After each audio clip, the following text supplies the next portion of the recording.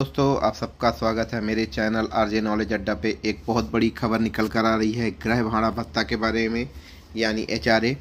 जो कैबिनेट की महत्वपूर्ण बैठक हुई है 1 अप्रैल 2025 को, उसमें कुछ अहम निर्णय लिए गए हैं। उसमें जो एचआरए के संबंध में जो निर्णय लिया गया है वो भी प्रभावशील हो जाएगा 1 अप्रैल 2025 से।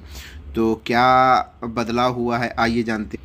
देखिए, ये मध्य प्रदेश शासन का एक आर्टिकल है। इस आर्टिकल में लिखा है, कैबिनेट बैठक में महत्वपूर्ण निर्णय 1 अप्रैल 2025। शासकीय सेवकों को वर्तमान में दे विभिन्न भत्तों के पुनरीक्षण की स्वीकृति, यानी पुनरीक्षण जो है 7वें वेतन के आधार पर स्वीकृत कर लिया गया है। ये बहुत बड़ी खबर है। शासकीय सेवकों के लिए 7वें वेतनमान में दे मूल वेतन के आधार पर ए श्रेणी के नगरों के लिए 10%, बी श्रेणी के लिए ए श्रेणी के नगर के लिए 10%, बी श्रेणी के नगर के लिए 7% और सी एवं डी श्रेणी के नगरों के लिए 5% के आधार पर गृह भाड़ा भत्ता प्रदान किया जाएगा। तो ये बहुत बड़ी खबर निकल कर आ रही है दोस्तों। मान लीजिए कोई 4 महानगर इंदौर, भोपाल, जबलपुर, ग्वालियर में रह रहा है, तो उसको सीधे सीधे 10% जो है उसको मिलेगा एचआरए। जैसे मान लीजिए मेरी जो बेसिक है उस पर मैं अगर हिसाब लगाऊं, तो अगर मैं मेरी बेसिक 42,700, तो अगर मैं महानगर में होता तो मुझे यहाँ पे 10% जो है वो मिलता। तो 10% कितना होता है? 4,270 रुपये सीधे सीधे आपको जो है वो एचआरए मिलेंगे अगर आप महानगर में कार्य कर रहे हैं। इसके बाद यदि आप 20 श्रेणी के नगरों के लिए कर रहे हैं तो 7%। तो ऐसे शहर जिनकी आबादी जो है 50,000 से ऊपर होगी, वो 20 श्रेणी के नगरों में आते हैं। तो जो भी 50,000 की श्रेणी से ऊपर है उनके लिए जो होगा वो होगा 7%। तो जैसे अगर मैं अपनी बेसिक के हिसाब से इसको कैलकुलेट करता, आप अपनी बेसिक से कर सकते हैं, तो इसका 7% क्या होगा? तो 2,989 रुपये मिलेंगे। कहाँ पे? बी श्रेणी के नगरों के लिए जो 7% एचआरए मिल रहा है।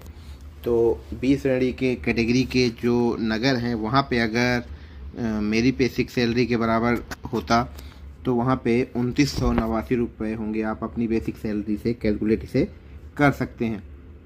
इसके बाद हम देखते हैं सी और डी। अब इसके बाद सी और डी में जो है, सी और डी में इसके बाद जो है 50,000 से नीचे चाहे जितनी भी कम संख्या है वो सी और डी श्रेणी में एक साथ कर दिया गया है कि नगरों के लिए 5% के आधार पर गृह भाड़ा भत्ता प्रदान किया जाएगा। यानी अगर मेरी बेसिक सैलरी से मैं कैलकुलेट करूं तो ये हो जाएंगे 42,700 का 5% अगर हम निकालें तो ये होता है 2,135 रुपये। यानी जो भी कर्मचारी सी और डी ग्रेड में, डी श्रेणी में नगरों में जो है कार्यरत हैं, तो ऐसे सरकारी कर्मचारियों को जो गृह भाड़ा भत्ता मिलेगा वो 2,135 रुपये मिलेगा, जो ये बेसिक पे है। आप अपनी बेसिक पे इसे कैलकुलेट कर सकते हैं। तो दोस्तों, ये बहुत महत्वपूर्ण खबर है कि जो कैबिनेट की बैठक में है इसे स्वीकृति दे दी गई है। तो अब इसका भुगतान जो है वो 1 अप्रैल 2025 से माना जाएगा। अब ये जो है सैलरी के साथ आपके कब लगता है, लेकिन इसका जो भुगतान होगा वो 1 अप्रैल 2025 से मान्य होगा।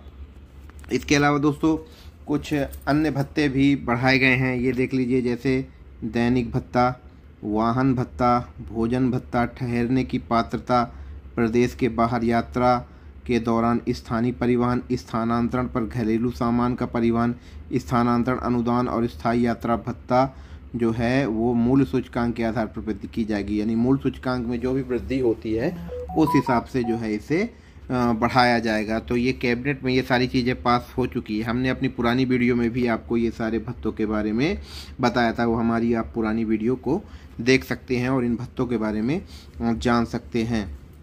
तो शासकीय सेवकों के लिए ये बहुत बड़ी खबर है। जैसा कि हम अनुमान लगा रहे थे कि 10, 7 और 3% ही मिलेगा, लेकिन यहाँ पे जो सी और डी श्रेणी के जो नगर हैं उनके लिए एक साथ कर दिया गया है 5%, जो कि बहुत अच्छी खबर है। तो दोस्तों उम्मीद है कि ये जो है खबर आपको अच्छी लगी होगी। ऐसी और खबर को देखने के लिए हमारे चैनल को लाइक करिए, हमारे वीडियो को ज़्यादा से ज़्यादा शेयर करिए। धन्यवाद दोस्तों।